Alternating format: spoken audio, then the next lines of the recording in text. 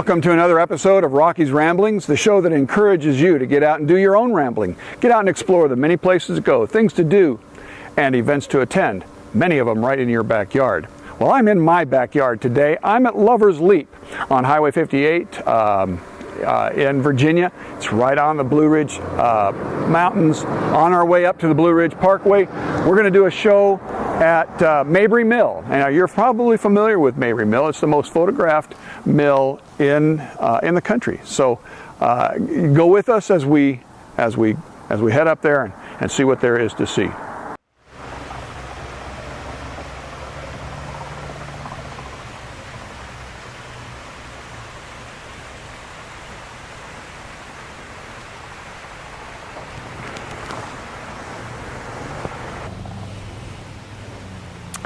Well, I'm here at Mabry Mill. You are looking at the most popular mill picture in the country. You've probably seen this picture many times. And we're going to start by heading over to the mill itself and talking with the National Park Service guides there and get an idea of what there is to learn about Mabry Mill. Well, I'm here at the Mabry Mill, and I'm with Park Ranger Francis Radford, who is one of the interpreters here at Mabry Mill, and we're going to be talking about the history of the Mabry Mill area. Now, you'll notice that she's making a basket. Making baskets was very common back then, as she was telling me before we start. So let's begin there. The original mill owner, Ed Mabry, and Lizzie, his wife, okay, who was always by his side, and they would need baskets for gathering things and carrying things and storing things. So in those days, you didn't carry things with you. Probably wouldn't have room to carry baskets, which would be like buckets for us today. Yeah. So when you get to your little settlement, like here at Mabry Mill where they settled, you might not have a bucket, but you could go out, cut a tree, and rive it down to make splits similar to these ones, and they would be made from the bark of that tree. Anywhere in the house, if you went to the garden, you went to gather your eggs especially, you would need a basket. I gotta have a basket egg for basket. that. That's right. This is a little larger than the egg baskets. There are many styles, many shapes, and there are more in the cabin that maybe we'll look at later. Okay. But of course, we know the old adage, don't put all your eggs in one basket. So that's a very important concept. That's true. So just in case you should happen to drop that basket. All right, now, you were telling me that the original mill was for corn only. It was a grist mill. Yes. Explain to the folks what that means. There were many grist mills in the area. If you traveled through and come to a creek, you would maybe see one down the road mile. There were 2 or 3 around Mabry Mill, but you would go to the grist mill to get your grain ground. Grist is grain. Oh, grist is grain. So I whether misunderstood it be corn, whether it be buckwheat, whether it be wheat. Okay. You know, you have it has to be ground. Right. So grist. So grist is any of those? This is a grist mill. Oh, okay. All right. That's why. Yes. And but now the original product that was ground here was mostly corn? Ed and Lizzie Mabry only ground corn because at that time, here we are in the mountains, what we need is food for our families and feed for our livestock. Right. So they had 2 sets of stones once they got set up. One set was for grinding cornmeal, and that is the original set that's still in the mill by the window. And the other set of stones was for grinding chop. Chop would be for feeding the livestock. Okay. So when you went to mill, you would load your wagon with lots of corn to be ground, some for cornmeal, some for chop. You would also bring your tools, the ones that needed sharpened, the ones that had gotten broken. Oh yeah. And they could sharpen those. He could sharpen the stones in the wheelwright shop. Oh, okay. In the all right. Shop. So now, where did the Mabrys come from before they moved here? Do you know?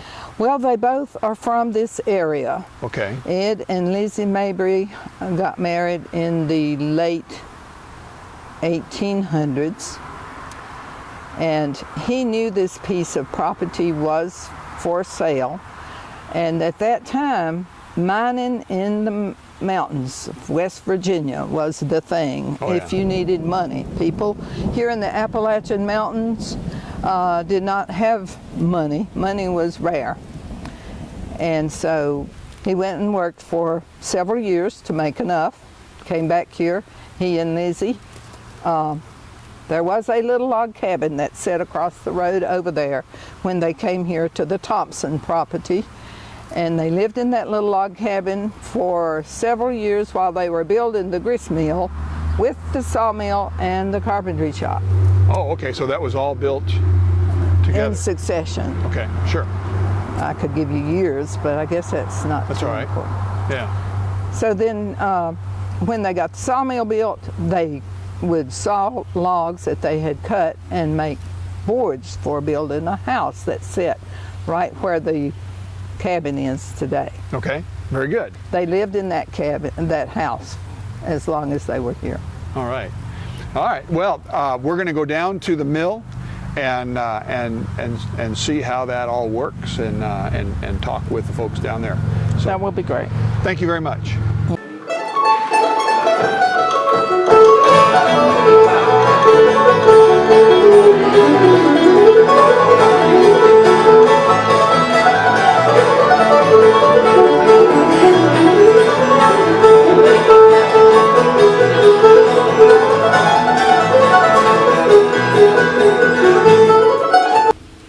All right, I'm now with Park Ranger Will Foster. He's not dressed like a park ranger, he's dressed in living history, and that's a wonderful aspect of what the National Park Service does at these historical sites.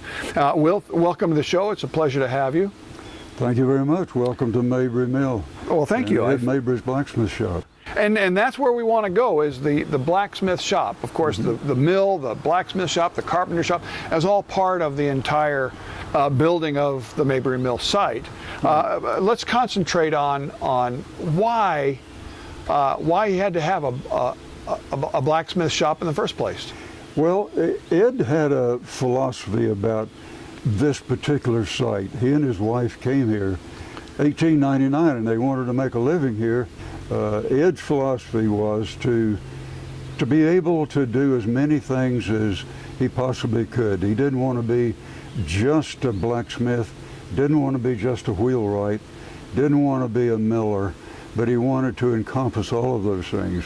Sure. And he did all of those things extremely well. Wow. So he built a very primitive, rudimentary blacksmith shop. His blacksmithing served him very well. Sure. For one thing, they didn't have enough money when they came here. They were 32 years old, both being born same year. And in today's language or communication, I guess you could call Ed and Lizzie entrepreneurs. So Ed was a man with vision. He wanted to do more, like I say, than just grind corn in a mill or make metal things in a shop, like this trammel hook for one. He wanted to build wagons, which he did, and he was also a good woodworker, so marrying those two skills, the blacksmithing and woodworking, he was able to... So he was not just doing the blacksmithing to keep the mill running, he was building things and selling them? He did build things and sell them. He built wagons, Okay. like the one we see parked in the yard down Okay. here. Took him about 2 months to build a wagon, working by himself, and was just using hand tools.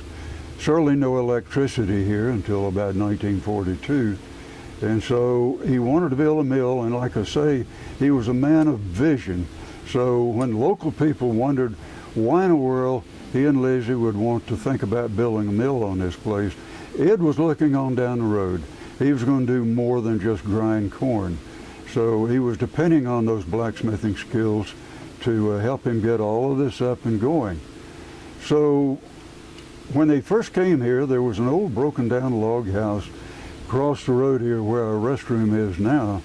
And he moved Lizzie in there, and being short of money, once he had Lizzie placed in the mill there and pretty well situated, he hiked over to a place in in West Virginia called Bottom Creek.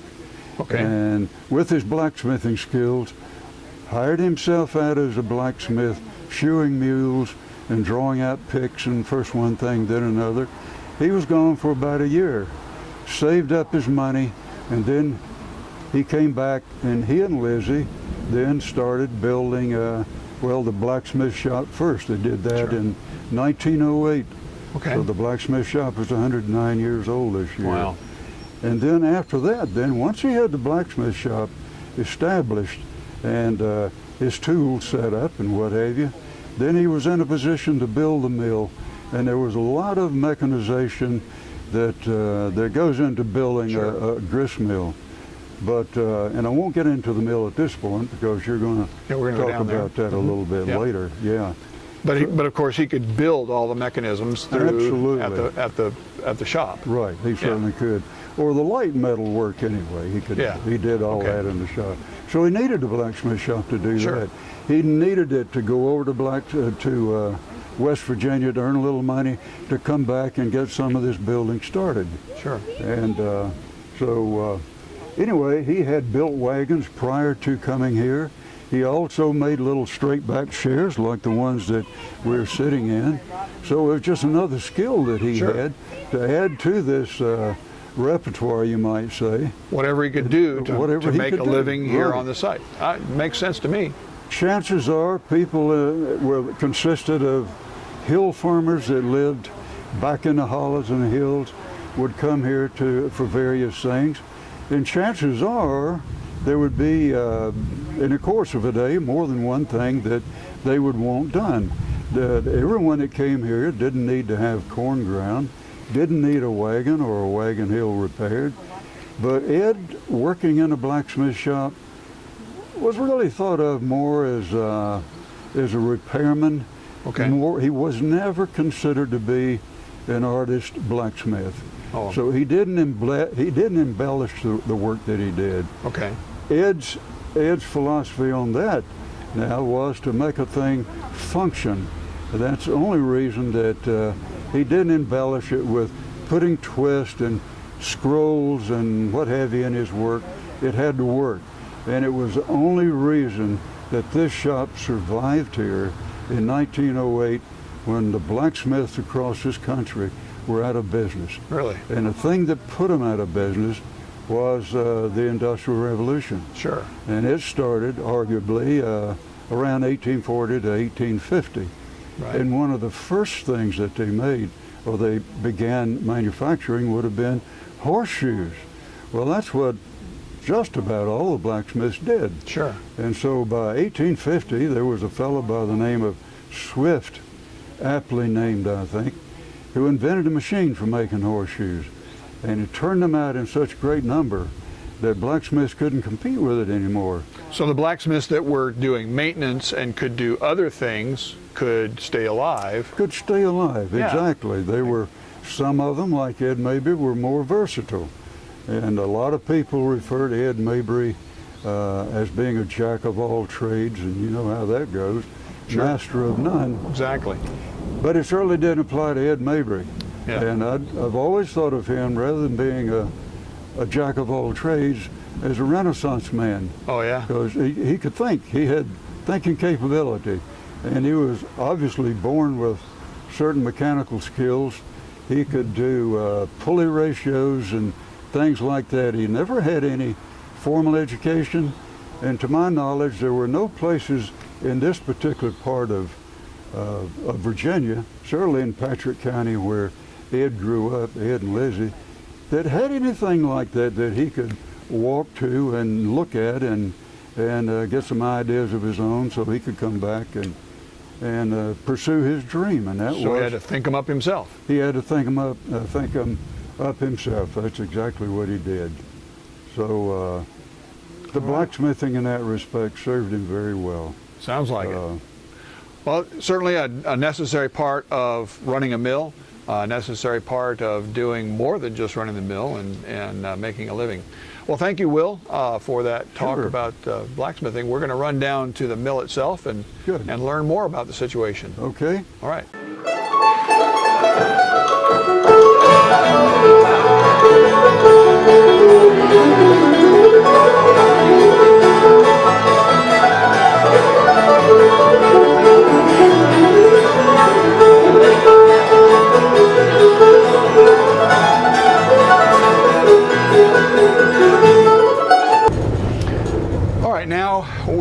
we're back with Will Foster. We're at the mill itself here at Mabry, and of course this is the most photographed mill in the country, and the main attraction here. Tell us about how the mill came about and how it operates. Okay, Rocky, when Ed and Lizzie Mabry moved here on this site, 1899, a lot of the local people wondered why in the world they selected this spot for a grist mill. And number one, why they would want to build a grist mill to start with, because there were so many in the area. Right. But again, Ed Mabry was a man with vision, and he had a lot more on his mind other than grinding corn, making corn and scratch feed for chickens and what have you. Right. So at the moment we're standing in a portion of the mill, which was really an extension of the mill that Ed built in 1914 to mechanize his wheel riding. He built wagons. And before 1914, all of his wagon work was done by hand with hand tools. And Ed thought that since he had the water wheel out here, which we can hear in the background. Yeah, it's kind of an interesting background. There, yeah, the mill is operating; it's working. That's exactly right. So Ed wanted to build wagons a little bit faster. So he thought rather than just limit the water wheel, an overshot water wheel with water coming over the top there to grinding corn, it could do other things. So sure. He designed this woodworking shop, which in its entirety is mechanized. All of the tools in this shop, like the shaper that are behind Rocky and me here, was shaping boards for cutting a tongue and groove into a board like this. Okay. And this was used for paneling in a lot of the local buildings or houses at the time. Ed also built a water mill up in the upper end of the mill there, a water-powered sawmill. Okay. And even though the water supply was a little bit of a problem in those days, and it does tend to plague us even now, in that it's not enough water to really operate a good sawmill. Okay. He did saw for his neighbors, but it was a slow process. Okay. So it wasn't ideal for operating. It wasn't a sawmill. ideal for the sawmill, but the woodworking shop was just incredible in that the things that Ed, it was so innovative in that we have a double-bladed jigsaw back here that was water-powered. Okay. We have a grindstone over here for sharpening his tools that was water-powered. And then back behind us again, we have a water-powered lathe for turning the hubs for the wagon wheels. Okay. And for 1914 and no electricity, he was doing pretty good. He was pretty fat here with using water power for more things than just grinding corn. So this is not just a grist mill. It's a sawmill, grist mill, a carpentry shop run by water. Water power, Wow, actually. that is amazing. And another thing that I think is really very interesting, and I think a very touching story, when Ed and Lizzie finished building the mill here, Lizzie fell in love with the mill. Oh, yeah? She thought it was the grandest thing in the world and decided right away that she would operate the mill, which suited Ed just fine because he liked working with his hands, hand tools and what have you, figuring out pulley ratios for hooking up something else in the mill here, making it more mechanized. And he wanted to go back to his shop and build wagons. So he was okay with So Lizzie she ran the running mill and he did the rest. All of her adult life, she ran the mill. That's neat. And she very quickly developed a reputation for having the best corn mill of anyone around. All right. And within walking distance, certainly within a mile in any direction you'd want to go from this mill, there would have been another mill or two.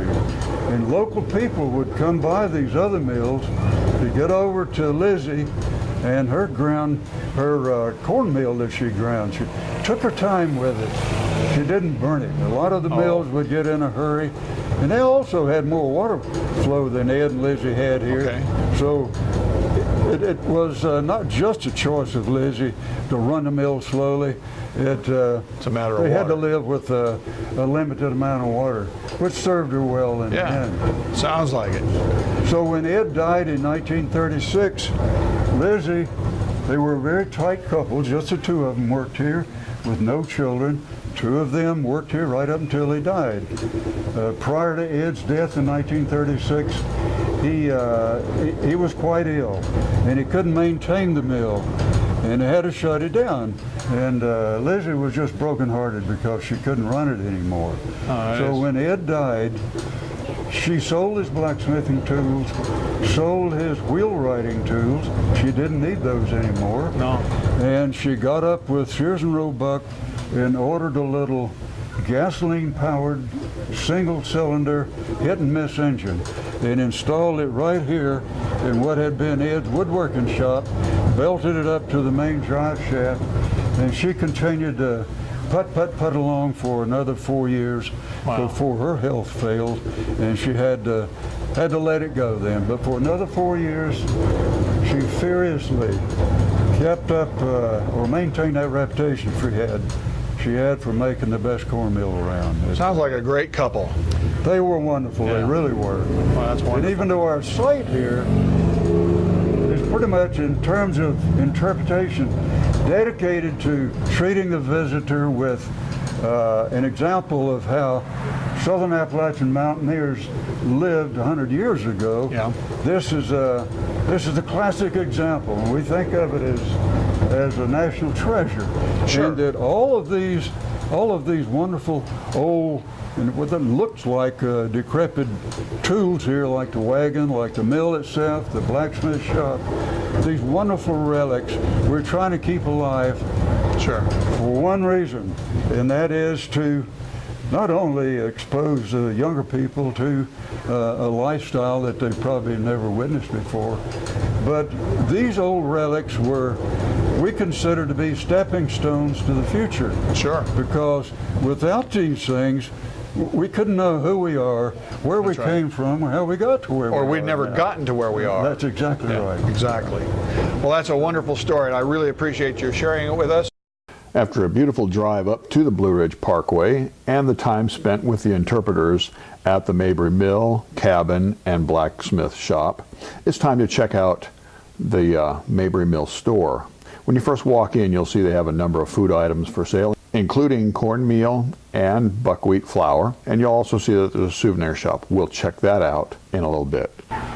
Well, we've been out talking with Will Foster and Francis Radford about what happened here historically and how the Mabry Mill and everything works. Now we're inside the store and we're hungry, and it's a good thing because they serve some casual Southern cuisine here, and we're looking at the menu now. They have cornmeal pancake sandwiches. That sounds pretty good. They've got catfish dinner. They serve breakfast all day. They serve breakfast all day. The pancakes, you can get them in buckwheat. They milled buckwheat right here at Mabry Mill. They milled cornmeal, so they have meals that use those products. And but it's just a kind of a casual Southern feel inside here. And we're hungry, so we're going to order some food. You got your order ready? I do. I'm going to do the long haul breakfast with buckwheat pancakes Yes, ma'am. All right. and grits. How do you like your eggs cooked? Over easy. Over easy? Okay. All right. You want bacon, sausage, or ham with it? Sausage, please. Sausage, okay. And for you? I'm going to have Ed's special, the Okay. cornmeal pancake sandwich. All right. All right. Okay, we'll have it ready here in just a little bit, All right. okay? Thank you very Thank much. you much. All with buckwheat pancakes for you, dear. All right. And Ed's special. Ed's special, cornmeal. Cornmeal cakes, cornmeal barbecue, cake. and cheese. All right. Extra barbecue sauce for you. Okay. Coleslaw and spoon bread there on the side. as well. Yeah. Yes. Yeah, we are. We're ready to dig in. Southern cuisine. 4 eggs every day. Okay. Can you do that? And sausage and grits. White toast, sweet toast, or biscuits? Sweet toast. Yes, ma'am. Okay. Want lemon Pepsi? No. No. Okay. Be back in just a minute with the drinks. That's a meal you're not going to get just anywhere. Cornmeal pancakes with pulled pork barbecue. And she's having buckwheat pancakes. Good stuff. I'm going to turn the camera off and we're going to eat. After a great Southern cuisine meal at the restaurant in the Mabry Mill store, we're checking out the Souvenirs. They have many good souvenirs from the area. Some of those souvenirs are made by the people that work right here at Mabry Mill, such as these ferryscapes and several other things here. Remember, souvenirs are an important part of travel. So check out the souvenir store while you're at Mabry Mill. Well, we've had a wonderful day at Mabry Mill here on the Blue Ridge Parkway. Right now, I'm at Rocky Knob, one of the beautiful overlooks on the Blue Ridge Parkway. And I can show you the beautiful background, but I can't give you the experience that you're going to have coming up here and enjoying it for yourself. So you're just going to have to get out and see it for yourself. And when you do, make sure that you're driving a safe, well-maintained vehicle. And here's your defensive driving tip for the week. Know before you go. Now, what does it mean, know before you go? Know the road conditions, know the construction zones that are out there, know the weather, know that you've checked out your vehicle, that you truly are driving a safe and well-maintained vehicle. Make sure that people know where you are. Leave a phone number, leave some sort of a contact with a friend, so that as you're driving, you know the situation that you're driving into, and people that you care about know where you are, know how to get a hold of you. So know before you go. That's your defensive driving tip for the week. Now, until my next episode, here's wishing you safe rambling.